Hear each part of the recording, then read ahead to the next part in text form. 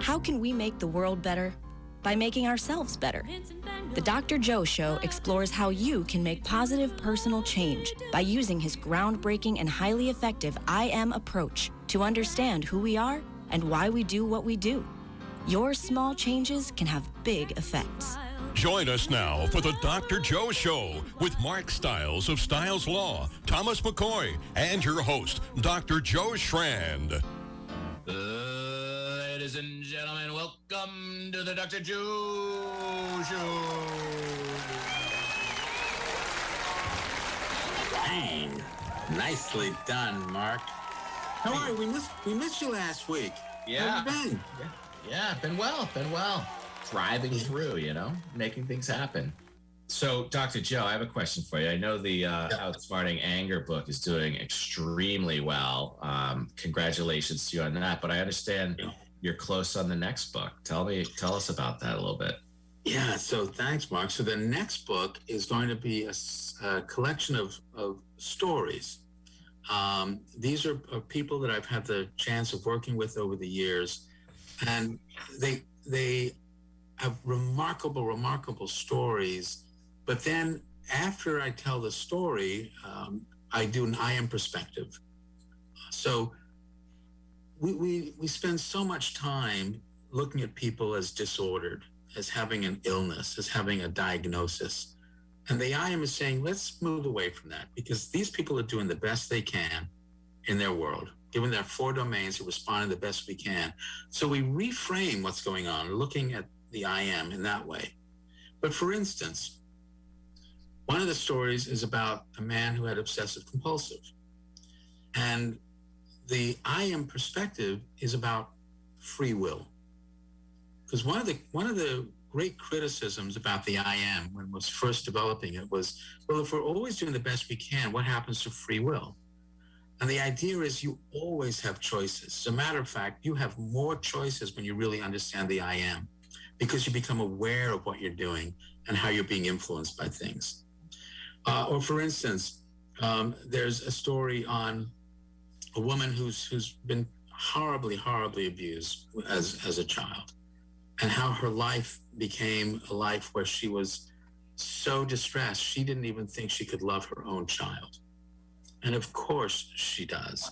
And the I am story there is really looking at, why do we call people disordered? Why do we call people sick at all? And they're just simply responding to the world that they are living in. What I'm really hoping is that people will take this and apply it, not just to being a therapist, but just apply it to your own life. Look at your own life. Reflect instead of be reflexive. Be reflective. Why am I doing this? What's happening in my 4 domains? So right now we are trying to figure out the title. And so for our listeners, if you want to type into Facebook, which one of these titles do you like better? What's my I am? Unleashing the Power of Respect, or Unleashing the Power of Respect, the I am approach. What do you think? Unleashing the Power of Respect, because that's what the I am is about. Tom, you got a favorite? I do like What's My I Am. It might be a little biased because I know what that is. And so I'm trying to follow someone's line of thinking, seeing the cover, not knowing what an I am is. And I'm thinking maybe it'll make me turn over and read the jacket. Yeah. Mark, what about you? If you see What's My I Am, Unleashing, that is that's captivating. What about the picture? Are you going to use the icon, the brand? Yeah. I think we'll use the I am logo that we've got, the brand. I like it. I think it's a winner regardless, because the content inside is so valuable. But I know that marketing of it is so very important. Also, I don't understand that space, that publishing space, and all that is outside my scope of expertise. But I think you want to lean on what the pros say, right? What I'm sure they've done the research. They've indicated through their research what triggers people, what gets people to, look deeper, as opposed to, seems interesting, but I'm going to keep going, as opposed to, boom, seems interesting, I'm going to read the jacket. I'm going to read the intro. I'm going to buy this book. I'm going to buy this book. Yeah, that's what I'm hoping for. So you're right. The title is important, but it's the application of it, because I don't want this just to be, heady thinking. That's not what the book is, folks. It's a book of compelling stories about these people's lives. They're remarkable. And then how do you apply the I am in your life today, right now? And I'm very grateful. Mark, you've chatted with me. We've known each other for years, and you've been applying the I am at work, right? I think it's amazing. And I know we've talked about this as, personal improvement or self-improvement, or what was formerly known as self-help. Everybody's looking for ways to be better, right? To better themselves, tomorrow is a better day than yesterday, and striving for certain goals. And I think this has all the elements to get people there, because, you're looking inward, you're looking at yourself, you're reflecting on how you are perceived, how you're perceiving others, and then you're stepping back and you're looking at them in a different way, right? Because you understand these 4 domains and how they interconnect, and it only makes you better, right? And I'm not talking about, better in a way that you're better than somebody else, but better than you were yesterday, right? And you're constantly improving. And I think, some people shy away from those types of literature, those books, because they feel like it's self-help, it's wonky and quack and whatever their reasoning is. But if people get something and they benefit by it, then why wouldn't they want to embrace it and consume as much of it as possible? I love those types of books. Anything that I can take and bring it home and make myself better, happier, more, achieving, successful, whatever it may be, I'll absorb it all day long. And I think you have something that people need to read, people need to understand, and people, it will benefit them. I hope so. And, we've got a couple of incredible guests tonight. COVID is still there, even though hopefully we're seeing the end of it, and we have much more hope. But boy, we have been through some trauma, and we've got folks with us tonight who've been helping so many others. Tom, can you introduce our guest for tonight, please? Oh, absolutely. Larry Berkowitz is the co-founder of Riverside Trauma Center. He has provided direct therapeutic services for over 30 years and has managed mental health services for over 15 years. His clinical areas of expertise include work with children, adolescents, adults, and families who are trauma survivors and/or suicide survivors. He coordinates and provides disaster response services and post-suicide intervention for individuals, schools, workplaces, and communities. Joanne Edouard is a licensed mental health counselor. She's also an outreach crisis counselor at MassSupport Network. She's a Haitian American who holds 2 master's degrees in school guidance counseling and mental health counseling, and has 6 years of experience working with adolescents and teenagers. Welcome. Thank you guys. Welcome. I'm so glad you guys are here. Now, I just want to remind our listeners that it was about, maybe 4 or 5 months ago, Larry? Sounds right. Yeah. Sounds right, that we had the Riverside folks in to talk about the work they were doing then. And I really wanted them to come back and give us a follow-up of what's been going on. So, Larry, can you just, fill our listeners in with the work that Riverside has been doing? Yeah, sure. The MassSupport program is the state's FEMA-funded crisis counseling program. There's one in every state right now, it's my understanding, in some of the territories, responding to the pandemic. And it's part of Riverside Trauma Center, which is the program you mentioned. Thank you, Tom, that I run.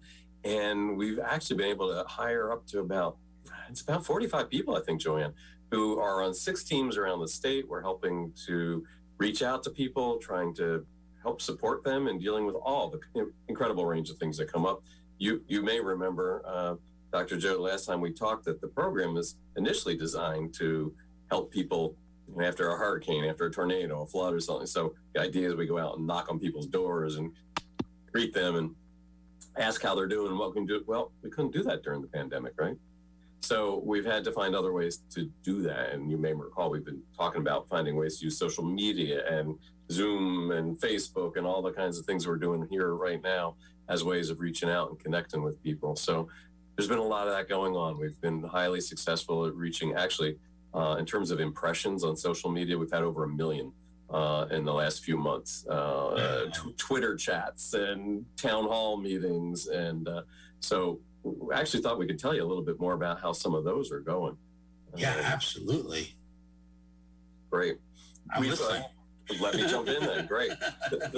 The town halls have been on a whole variety of subjects. We, try to get some special guests in to talk about their area of expertise. We've talked about housing issues, housing crisis. We've talked about, the emotional strains and stresses, suicide prevention, kids in school, just an incredible range. And one of the things we've recently started is some of these town hall meetings for segments of the community. So we have one in called Café con Leche. It's a Spanish language piece that's talking about all kinds of issues around really understanding what do we need to know about the science, how's it impacting communities, what do we need to know about the vaccine, and people's perhaps reluctance about the vaccine.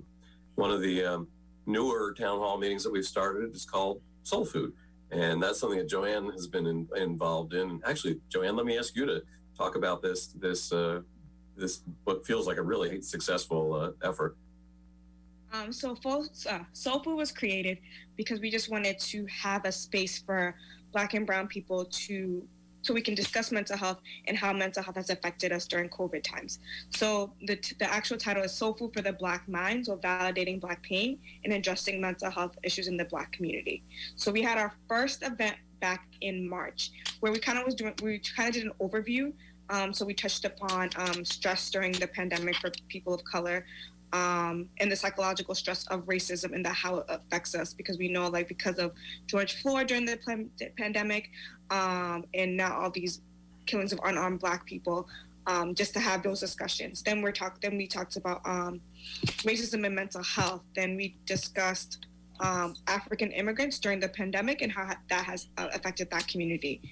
Then I personally discussed self-care in the Black community and how a lot of us who are people of color were actually essential workers, where they didn't have the luxury of staying at home during the pandemic from working from home, and how that's affected them. Then we talked about workplace tension of if you kind of wanted to work from home, how that worked out if you were a person of color, were you allowed? And then we talked about history of healthcare disparities in regards to the pandemic as well. And on Monday, myself and another colleague, Sanji, had a roundtable discussion with Girlie Adrian, the first Haitian American Black woman city councilor in Everett, about self-care and also the workplace tension during COVID, because she had dealt with a lot of those different things during that time. And then we provided resources for people of color in regards to if they wanted to continue to contact us at MassSupport, what resources they could use in regards to self-care and how to reach us. So we're just trying to do that and be able to be there for the community. And our next event is May 5th, which is about the psychological stress of racism in this community and the pandemic, and also Africans during the pandemic. So there's a lot of different things that we think about. So that's incredible. So the one May 5th, how do people access that one? So once our flyers go up, I think in a week or so, then there'll be Zoom links, it'll be on Facebook Live, so then people will be able to sign up that way. It should also be on our website, right, Joanne? Which is MassSupport.org. 3 S's in there, MassSupport.org. That's fantastic. So Joanne, what were the responses like? So it was really interesting. We had a lot of great responses, a lot of questions, because we try to keep it. The first event we did an hour and a half, and even though it was a long time, there's a lot of questions and a lot of information that we wanted to get through. And then the second event, it was an hour. It was more of a roundtable discussion and more of question and answers. And even then, we had so many questions from people about how do they find therapists, how do they work in regards to coping with stress and having to work during COVID, what that means for them, what that means for their families. And a lot of people saying that like they don't have the time for self-care because they're running around with 3 or 4 different jobs, trying to maintain for their family, help their loved ones, but still trying to like maintain some type of sanity. So there's like a lot of people asking questions and a lot of people asking resources and kind of asking us like what we do in regards to self-care and what we do during this time. So it's a very great conversation. Wow. That's a great lead-in. Can we ask you, Joanne, what did you say about self-care? So for me, I feel like, and I say this all the time, self-care is not a one-size-fits-all. It's whatever you can make it to be. So for example, for me, self-care could be, I'm going to take a nap for 15 minutes during my day. For somebody else, it can be making their favorite meal. For someone else, it could be taking a walk or calling a friend. So it's not a one-size-fits-all. I think what I said was, we kind of have to figure out with trial and error sometimes what works for us and what doesn't work for us. Because I know there's a lot of things like take a bath or like do this meditation method, and that might not work for a lot of people, or they might not want to do that. So the things that they can tailor just for themselves. But it sounds like the common thread is give yourself some time. Yes. And allow whatever version of yourself that is currently present, just allow that to be and work through that. But you kind of like can't just like give yourself permission to just be, and give yourself permission to take care of yourself if you're running around and doing a bunch of different things. That's such a good point. You know, one of the things we often talk about is for lots of us who are in the helping fields, this may ring true to you, Dr. Joe, you know, people who are teachers and, you know, healthcare providers and those of us in the social work type of field and stuff, we're really good usually at telling other people what they might be able to do. My experience is we're not so good at doing this stuff ourselves, right? But we often talk about it as like an ethical imperative. You know, the great saxophone player, Charlie Parker said, if you don't live it, it won't come out your horn. You know, if we really want other people to get this stuff and believe it from us, we got to be modeling it. We got to be living it and feeling it too. We got to be taking care of ourselves as best we can, even in these tough situations. It's so true. It's so true. And if we don't live it, how can we model it? And if we don't model it, how are other people going to be able to really capture this and do it? But it's that time. We have to be able to take the time. Things go so fast. We're running so hard. We don't sometimes even realize what it's like to just sort of slow down for a minute in these troubling times. Mark, are you doing that with your folks at Styles Law? You know, we're trying to do the best we can, right? So it's been a long year, you know, but we're trying to give everybody the access to be able to work where they want, right? So initially it was, you know, everybody, you got to work from home. We got to figure this out. Thankfully, we have cloud encrypted software and laptops and everything that we could make it work. But a lot of people really wanted to be part of the community. So we made, you know, safe environment to make that work as we proceeded. And, you know, we're trying to bring it to everybody in the place that they want to be. So, you know, I think we're doing a good job. We have a really strong team, but, you know, with the self-care, you know, we used to have a lot of enrichment type of things that we would do at the office. You know, we had a guitar teacher that would come in and give lessons to folks, and we'd have a massage therapist that would come in, you know, once a month. And I understand that she's getting back into it, so we're going to start doing that again. And we try to do some, you know, group events to keep things light. We're doing the Shred Show next month. I know you know that. We'll be talking about that. We'll be talking about that. The Shred Show is great. Red Show. But, you know, we meet every morning at 9:30, and I think that's the ultimate because, you know, we get to check in. You know, some of us were fractured in different places. Some are working from home. The beauty of it is that you can work from virtually anywhere now, but sometimes that doesn't work for people. So you can check in through the visual screens and then maybe one off if, you know, things aren't looking exactly right. And, you know, text, hey, you got 5 minutes to talk, and check in with people. And the team checks in together with each other too. And it's really, it's nice. It's a wonderful team to be a part of. Mark, that's awesome to hear you say that you're doing that with your teams and checking in daily. And that's actually one of the things our teams have been doing too. We often start meetings with what we call a PIES check-in. And PIES stands for physical, emotional, intellectual, and either spiritual or something specific you're working on. So the question to each person is to quickly go around and in each of those realms, what's going on for you? Just to make sure people are centered on what's going on for them. Yeah. It's important. So important. People are talking. People are talking, as opposed to 18 months ago. You ask them, they're going to be a lot more specific about how they're feeling these days than they would have 18. Oh, I'm fine. See it. Let's move on. But now it's like, well, I had a tough night's sleep last night or whatever it might be, But it's so great. People are talking about mental health, not mental illness. And it's such a subtle and yet such important difference.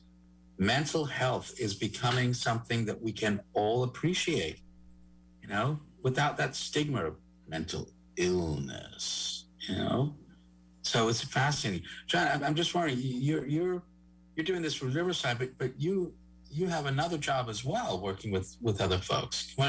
How's COVID been affecting these other kids? For me, I feel like it's a lot of sad stories about like isolation, about kids feeling depressed. So we go back in the end of April, right? And there's now like a lot of kids who didn't have anxiety now have anxiety. Like, I don't know if I haven't been around people for a long time. Like, I don't know my teachers. I barely know I don't even know if I have friends anymore. So now they're anxious about going to school. It's like a lot going on for a lot of kids. And like, I also do 504s in my school. So like, I've gotten so many 504 referrals for depression, like a lot for anxiety. I think kids they've been isolated for so long. And I think now, like, if they're going to be in a space where they're going to be with other kids, I think now they're actually getting anxious because, like, I don't know how to interact with kids. And, like, school, when they go back, is not going to be normal in regards to, like, in my school particularly, like, kids can't leave the classroom, so teachers rotate. So there's no, like, hallway banter. The teachers are going to rotate. I don't know what lunch looks like or how that works, but, like, it's a lot of newness for kids, right? And I don't know if they were equipped to deal with this newness, because as adults, we weren't really equipped to deal with this newness either. And my fear is, like, what will the ramifications be next year or the year after? Like, what does this look like long term for kids and adults? Like, what is the true effect of COVID in regard to our mental health a year or two from now? Yeah. And hopefully it's behind us. So Larry, what do you think about this? I mean, usually when we think of trauma, I think we think of an acute event that has happened and it's had this, intense impact on our life. Yeah. But this is now a year-long trauma, isn't it? Is this a different quality? Well, exactly, Joe. We're talking about chronic stress, right? And that's what trauma really is a stress reaction, right? It's about how our bodies and our minds are responding to constant ongoing stress. Sometimes we would consider it or call it toxic stress. And I think that's exactly right. For the adults and the kids, that's what we're dealing with, ongoing chronic stress. And a lot of the work is trying to help people figure out how to manage that. There's all this uncertainty that goes with that. And you probably heard me talk about one of the principles we use around trying to help manage all that uncertainty are the principles of safety, predictability, and control. How do we help people, to the degree possible, set up, in the schools, to Joanne's example, set up situations where we can help kids feel like they're being safe. So whatever the school is doing to help keep them safe and help them understand it's about safety, right? What are the routines? What are the predictive things they can predict every day? How do we keep that constant? And what are the few things that we can control, right? And trying to focus on those things, focus on the positive things that we can control. But you're right. We don't know where this is going. There's a lot of worry about the ongoing impact, even as we start to emerge from this with more and more people getting vaccinated. I think we're kind of be curious about how mental health and wellness is going for people in the months ahead. Yeah, so important, especially as more and more people get vaccinated, and yet there's some people that are still so reluctant to get vaccinated. John, are you finding that? I think a lot of my friends personally, like in the beginning, were like kind of hesitant about getting vaccination because of the historical connotations for being a person of color and how that's negatively affected us, and not trusting the medical system, right? But I think as the months have gone by, I think people just want to be able to experience other people and go out. I think a lot of my friends are like, I'm just going to get vaccinated. So a majority of my friends are vaccinated. But when I think about my mom, for example, she's a healthcare worker, but she doesn't want to get vaccinated because she's scared, because she's like, what if something happens to me? Or like, what if I get really, really sick because of the vaccine? So I think the older generations are still kind of hesitant, but I feel like the younger generations are like, I need to get vaccinated right away. That's so interesting. So your mom's reluctance to get vaccinated is because she wants to be sure she's around to help care for the others. Yeah, and she doesn't want to get sick at all. Wow. Yeah. Huh. Yeah, it's a remarkable thing that's happening in our world right now with the reluctance. Is it by population, do you think, or you were talking about, the Hispanic population, is there something there, or am I just making something up here? I feel like for people of color, like trusting medical people like Tuskegee and all that, like people are just not that trusting of the medical system, and for rightfully so, right? And I think in the beginning, especially when COVID first happened, I remember people used to joke like Black people can't get COVID. It was like for the first like week or two, like Black people are not getting COVID, and then we were dying by huge margins, and people like people of color dying by huge margins. So I think it's just like for me, one of the reasons why I wanted to get vaccinated, and the reason why I did get vaccinated, I wanted to show like my community that I'm a woman of color who got vaccinated and I'm okay. So maybe somebody seeing me get vaccinated, they will think that it's okay to get vaccinated. But I remember when I got vaccinated, I was scared. I'm not gonna lie, I was like, oh my God, like is something gonna happen to me? Am I gonna get sick? But I was perfectly fine. Like I had an amazing experience. Like I didn't get sick at all. I recommend it, but it was a great experience for me. What a great story, Joanne. And I think that really goes to, helping with the hesitancy. When people see their family members, their neighbors, their friends, their community leaders getting vaccinated and they're okay, and saying this is okay, they're going to trust that more, I think, than some doctor who's talking from Washington, D.C., right? That weighs in more, I think, for lots of people and lots of communities. Yeah. I must say that when I went to get my second vaccine, I wore a T-shirt that said, "Trust me, I'm a doctor." And the guy who was giving me the shot took a picture of it so that they could post it around as I'm getting my vaccine. "Trust me, I'm a doctor." So, but it is fascinating. I certainly have worked with a lot of people who are healthcare providers who have just been worried. But now that more and more people are getting the vaccine and more people are still alive, I think people are more likely to begin getting it. So, yeah, this chronic stress response. Under chronic stress, your blood pressure goes up. You're more risk for type 2 diabetes because you're putting on weight and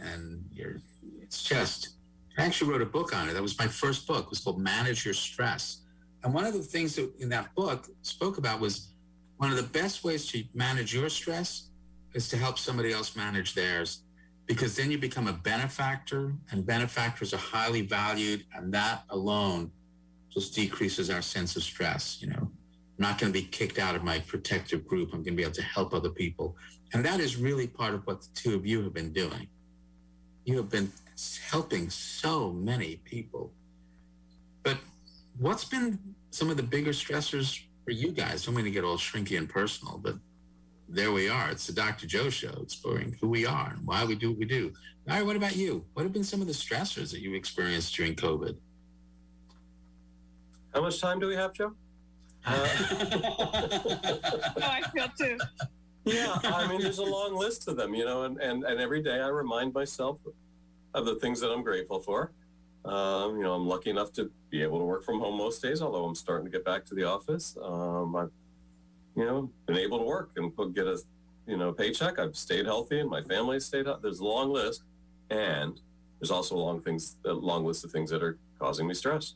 Not being able to spend time with people I care about and friends. Not one of exercising is one of my greatest stress release kinds of things. I couldn't go to the gym all winter, right? Sort of being trapped in the house. The challenges. I love socializing with the people I work with, and they're a great group. And sitting around the lunch table, haven't done that in 14 months. It's so I think for all of us, there's the both and. I can feel grateful about certain things, and there are other things I just need to acknowledge have been stressful. Yeah. John, what about you? I think I want to echo what Larry says. Like, there's so many things that I am grateful for. I didn't get COVID at all. So that was, and I was around a bunch of kids, and our school was supposed to go to one of the places in Cambridge that actually got COVID, that super spreader event, and I didn't get sick. I've been able to work. So I've been very grateful for that. But I think the things that cause me stress is the things that I talk about, like self-care, like being able to pour into others the same way that I pour into myself. I feel like trying to find that time, because like we all are in like the helping profession. Like we want to help people, want to be there for people, but like just like not forgetting myself in regards to like what I need in order to do the work that I do. I think that sometimes causes me stress, because trying to schedule that in my time and then also doing X, Y, and Z that I have to do for others, sometimes that can be stressful. But I feel like I've been learning throughout the last couple months how to be able to take that time for myself and to shut down when I actually need to shut down and not focus on others, but just really focus on myself. Mark and Tom, I think I'm going to ask you the same questions. What about you, Mark? What's been the most stressful about this for you? It's a lot of it's the unknown, right? So it's getting fed certain information that is contradicted on another channel, or it's contradicted the next day, or but just the unknown and where are we coming out on this, and how's it going to come out, and when are we going to come out? But I'm a social species. I am extroverted. I like being around people. I thrive when I'm in groups of people, and a lot of the business networking that we've done and the sharing of experiences, I feel that same anxiety, Joanne, that you were talking about with the students. Like when we go back to it, am I gonna remember how to do this? Am I gonna remember exactly, and are we doing it the same way? How are we shaking hands, or are we bowing, and are we hugging? How is it, and how quickly will we get back to quote normal, and what will normal look like? So that's kind of where I'm at. But there's a lot of positives that have come out of it, right? The COVID positives, we call it, and gratitude is a huge part of it. You're aware of it, but boy, did COVID really make you hyper aware of it. Tom, what about you? What's been most stressful for you? Well, I've been taking a bigger and bigger picture view of just the world in general ever since this pandemic started. And it's pretty stressful, because I'm trying to look past what comes next after this, because it was a test. And I think in a lot of areas we were found wanting. It makes me think of there was a bit in a Wallace and Gromit movie where Gromit's on a little train and laying out tracks as it goes along, like frantically. I'm not sure that's a good good habit to be in, laying down the track in a global pandemic. As we're moving. Yeah. Yeah. It's interesting. I was just amazed at the resilience of so many people. So many people. And I think part of that resilience is because, you know, what you're all saying about is the gratitude, as we began to realize what we really have, and how much we took for granted. You know, how much we took for granted. And yet, so many people came forward to help somebody else. For me, that hope about who we are as human beings is just, it's inspiring. And I want to be able to do more of that, help more of that. We're going to be looking at hope as a major theme over the next several weeks, because we're not out of COVID yet, but at least there's some hope. I don't know whether you guys experienced the relief after getting your vaccinations. I didn't even notice it for a week or so, and then I went shopping, and I just thought, wow, I'm not double masked. I'm not. You know, it's this remarkable experience. Right. The tension's not there. And I think you're so right that hope is on the calendar. I love hearing you say, I really appreciate hearing you talking about seeing the, and appreciating what, and being inspired by what we've seen people do. Parents who've been able to work triple time, 3 jobs, they're managing their jobs, they're taking care of their household, they're educating their kids. Kids who have learned how to take care of their siblings and their friends and still manage to get some schoolwork done on the side too, right? There's so many stories out there of people helping people. And if the more of those we can really pay attention to, I think we'll be helped by those. I agree. Could not agree more. Look, we've got a few minutes left. I just want to come back to the I am approach. Remember, the I am, we're saying we're always doing the best we can, even during this COVID. And we've been influenced by our home domains, our social domains, the biological domain of our brain and body. The biological domain has been a major player in COVID. And of course, the I see. How do I see myself? How do I think other people see me? Because the domains interact, a small change can have a big effect. You don't have to change everything. We could not have had a smaller change in a virus that has had a huge effect the biological domain and has affected every other domain as a result. But small changes can have a big effect. So Joanne, I'm going to ask you first, and then I'm going to ask you, Larry, what small change can you recommend to our listeners so that they can get through this last part, hopefully this last part of COVID? I would say, and I'm saying this to myself, honoring yourself as a form of self-care. So whatever you need in the present moment or in the next couple of weeks and months, however long we have left, it's to just honor yourself and to be gentle with yourself, because we've been through a lot, and I don't think we understand the magnitude of what we've been through, but the last 13 months have been a whirlwind. So just honor yourself. Great. Larry, small change? I pay a lot of attention to the social realm. Our grandmothers knew this, but social connection is really important, right? And there's lots of research that backs that up now. And I think the more that we can pay attention to that, the more we can pay attention to our relationships and do any little thing to help them grow and stay connected to other people. So when we can pick up the phone and call that cousin we haven't talked to in a long time, when we can reach out to our neighbors, when we can say to our coworkers and our friends, how are you? No, really, how are you? And really mean it. I think those are the things that we can do that help ourselves and others. And you control no one, you influence everyone. Joanna, what kind of influence do you want to be? I want to be able to be the person for my community, to be able to serve my community in any way that I can, to see that there are people who are in this profession that look like them. Like, I'm a Black woman, but I'm also a therapist, I'm also a counselor, so it's not something that's foreign to us that we have representation. So I just want to be representation. Larry, what kind of influence? For me, it's about the gratitude we talk about, being as humble as we can be and showing gratitude for what others are doing. And to your point, that everyone's trying to do their best every single day. On that note, let's hope that's our next big phase, guys. We're going to be hoping. Ben, thanks a lot.